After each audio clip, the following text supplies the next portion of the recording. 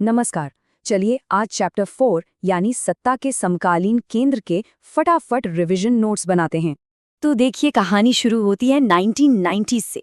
जब cold war खत्म हुआ तो दुनिया में सिर्फ एक ही सुपर पावर बचा, अमेरिका। मतलब एक यूनिपोलर वर्ल्ड बन गया। पर सवाल ये है कि क्या आज भी दुनिया वैसी है या कहानी कुछ बदल चुकी है? अब ना खेल बदल रहा है। चलिए उन नए प्लेयर्स पर नजर डालते हैं जो अमेरिका के दबदबे को चुनौती दे रहे हैं। तो फिर नोट्स बनाना शुरू किया जाए।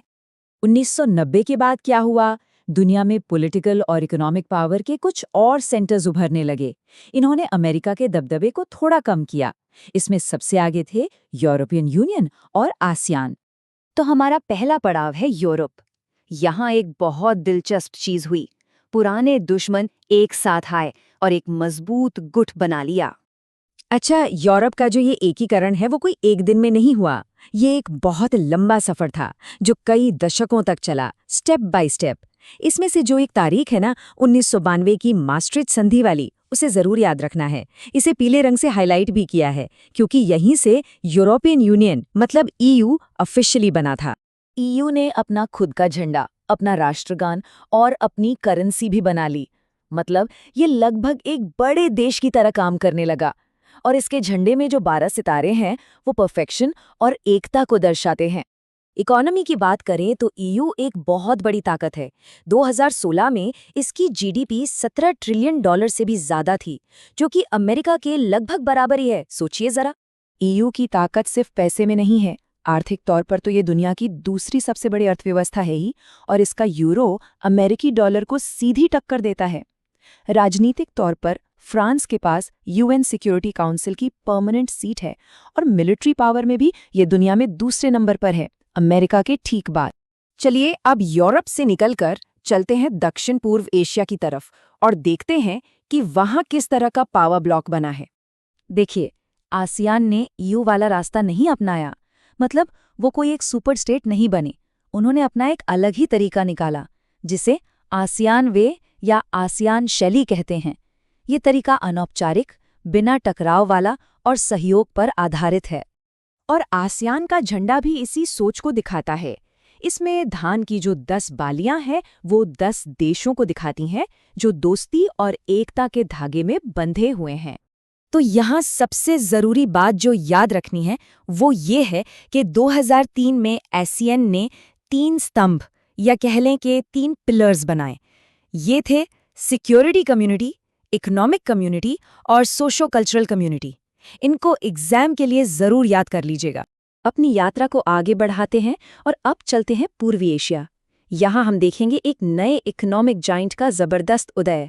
चीन की कहानी में सबसे बड़ा टर्निंग पॉइंट आया 1978 में, जब ओपन डोर पॉलिसी यानी खुले द्वार की नीति अपनाई गई। ये तारीख एग्जाम के लिए बहुत बहुत जरूरी है, तो इसे अच्छे से नोट कर लीजिए। और इस पॉलिसी के बाद हुआ क्या? चीन फॉरेन इन्वेस्टमेंट के लिए दुनिया की सबसे पसंदीदा जगह बन गया। और आज हालत यह है कि ऐसा अनुमान है कि 2040 तक चीन अमेरिका को भी पीछे छोड़कर दुनिया की सबसे बड़ी इकोनॉमी बन जाएगा। अच्छा, चीन के अलावा इस इलाके के 2 और बड़े खिलाड़ियों को नहीं भूलना चाहिए, जापान और दक्षिण कोरिया। जापान दुनिया की तीसरी सबसे बड़ी अर्थव्यवस्था है और दक्षिण कोरिया अपनी तेज तरक्की के लिए जाना जाता है। तो इतनी सारी ताकतें उभर रही हैं। अब सवाल यह है कि इस पूरी नई दुनिया में भारत कहाँ फिट होता है। चलिए अब बात करते हैं अपने देश की। पहले भारत और चीन के रिश्ते को देखते हैं। 1992 में दोनों देशों के बीच सिर्फ 338 मिलियन डॉलर का व्यापार होता था। और अब ये आंकड़ा देखिए, 2017 तक आते आते ये व्यापार बढ़कर 84 बिलियन डॉलर का हो गया। मतलब इकोनॉमिक रिलेशंस कितने ज्यादा मजबूत हुए हैं। लेकिन यह रिश्ता इतना सीधा भी नहीं है। इसमें एक मजेदार बात है। एक तरफ तो जबरदस्त इकोनॉमिक कोऑपरेशन है, मतलब व्यापार खूब हो रहा है, और दूसरी तरफ सालों पुराने पॉलिटिकल और बॉर्डर डिस्प्यूट्स भी हैं। मतलब दोस्ती भी और तकरार भी साथ साथ चल रही है। तो इस पूरी सिचुएशन को बैलेंस करने के लिए भारत ने आसियान देशों के साथ भी अपने रिश्ते काफी गहरे किए हैं। पहले लुक ईस्ट पॉलिसी थी और अब एक्ट ईस्ट पॉलिसी है।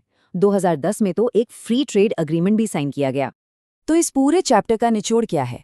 निचोड़ ये है कि हम अब एक मल्टीपोलर वर्ल्ड यानी बहुध्रुवीय दुनिया में जी रहे हैं। यहाँ शक्ति किसी एक देश के पास नहीं, बल्कि अमेरिका, ईयू, आसियान, चीन, जापान और भारत जैसे कई सेंटर्स के बीच बटी हुई है। और ये हमें एक आखिरी सवाल पर लाकर छोड़ देता है। ताकत का ये जो नया खेल चल रहा है, इसमें भारत को खुद एक बड़ी ग्लोबल पावर बनने के लिए कौन सी चालें चलनी चाहिए? सोचिएगा जरूर।